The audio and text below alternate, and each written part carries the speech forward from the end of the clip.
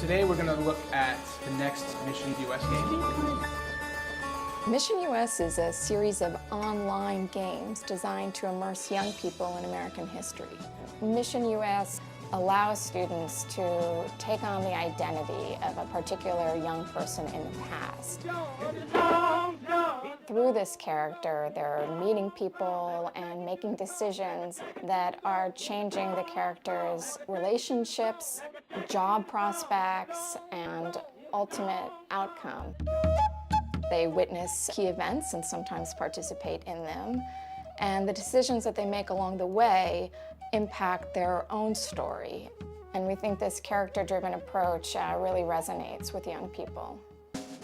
The first 3 missions span 100 years of history, putting students in the shoes of a 1770 Boston apprentice, a teenage girl who escaped slavery in 1850, and a young Cheyenne boy experiencing westward expansion in the 1860s. Little Fox, come. There is a problem. In the newest mission, students play Lena Brodsky, a Russian Jewish immigrant who comes to New York City in 1907 and is swept up in the growing labor movement. You have no time to waste. Sure? You're hungry? You got no money.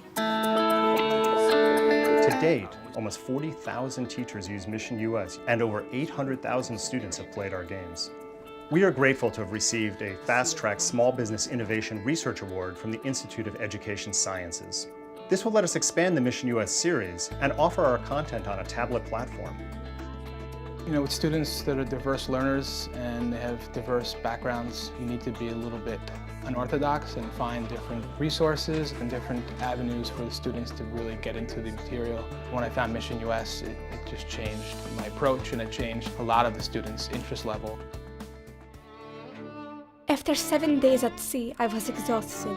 The rocking of the ship made it hard to keep down what little food I ate.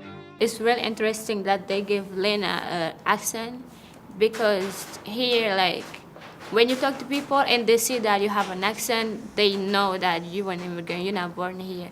So they start treating you different. I see Mission US as a jumping off point for all students. Some of them are very visual learners, some can't read very well, and by playing the games from the beginning to the end, everyone is able to get something out of the game. They're able to bring something to our conversations, they're able to bring something to our class that probably from a textbook they would miss.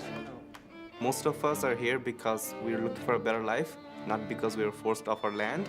But as she was in the game, she was forced off by the Tsar from Russia.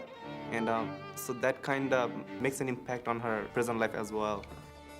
Mission US games are really designed as a launch pad for teachers and students to do a deep dive into the history, content, and skills of each game.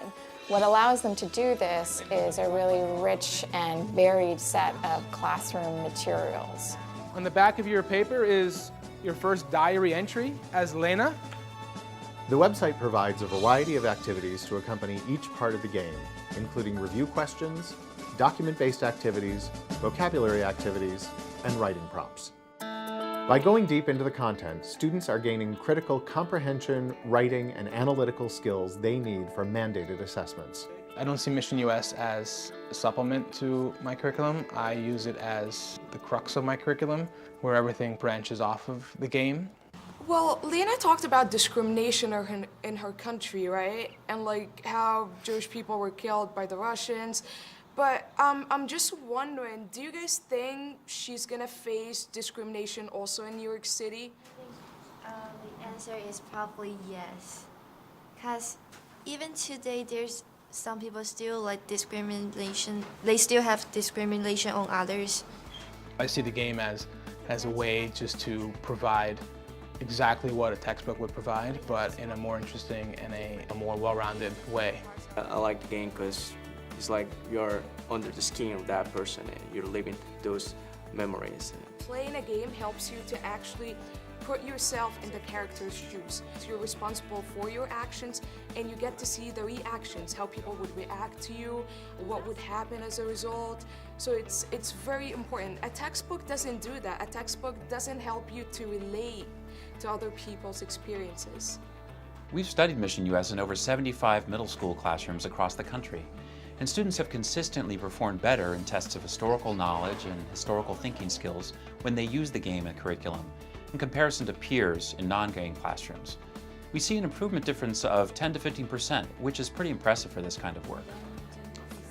Mission US was originally developed in Flash, which is great for online streaming, but unfortunately means it can't be played on tablets. The SBIR award is allowing us to retool our engine and make sure that future missions are available in both environments. We're hearing from teachers, there's a lot more iPads in the classrooms these days, and they're really looking for something to play on it. We also think the iPad version is going to really help us go beyond the classroom. The iPad and the App Store are just great venues to get our games in the hands of kids across the country.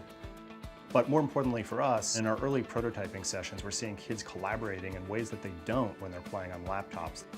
In our research under the SBIR grant, we're finding that a prototype tablet version of the game really helps enhance the active learning elements in the Mission US classroom. Students using the tablet often turn to share and compare where they are in the game with a peer.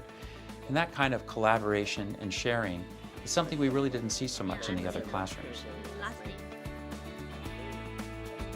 I would choose I'm good at numbers, so which one do you want to choose? I think I can see it. It's good because from what I know from history, we're close to the industrialization era. Okay.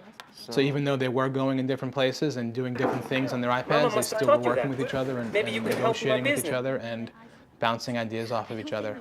The second thing the award is going to let us do is expand the series into new areas of American history. So for the 5th mission, we'll be visiting the Great Depression, where the player will take the roles of a young brother and sister trying to support their family.